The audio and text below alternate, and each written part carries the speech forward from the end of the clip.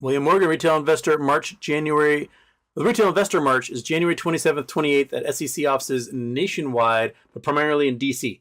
Yes, a permit has been applied for and granted. Someone from some senator's office called the organizer, was asking him about it. So they know, and you know, certain senators might be out there to be like, "Yeah, fuck you, SEC." Have you guys had a chance to watch the Bernie Madoff documentary? It's like a 4-part thing on Netflix. They do make a note that people were telling the SEC for what 8-9 years that Bernie Madoff was running a Ponzi scheme. It's like, there's a Ponzi scheme. These are how it's running. This is what's happening. He's not making any trades. It's a Ponzi scheme. It's a Ponzi scheme. It's a Ponzi scheme. And when the SEC would investigate, they'd have Bernie come into the office, or they would show up to his office, and he'd give them just fake documents, made up names, a DTC phone number that doesn't exist. And they would go, "Thank you." And they'd put it in a drawer and never follow up. So they went on for years that way.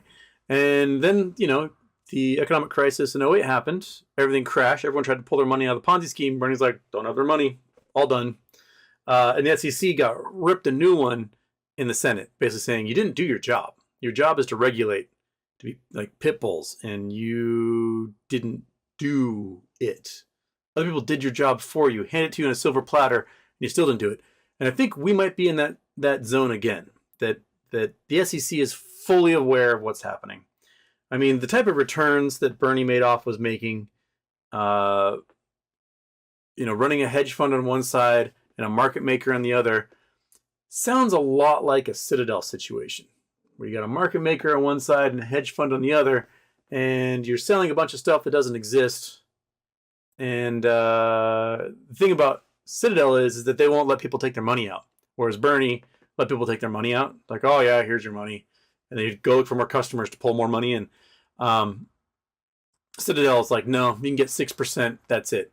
So if they're running a Ponzi scheme, then they're running a much tighter ship on that Ponzi scheme than anything else.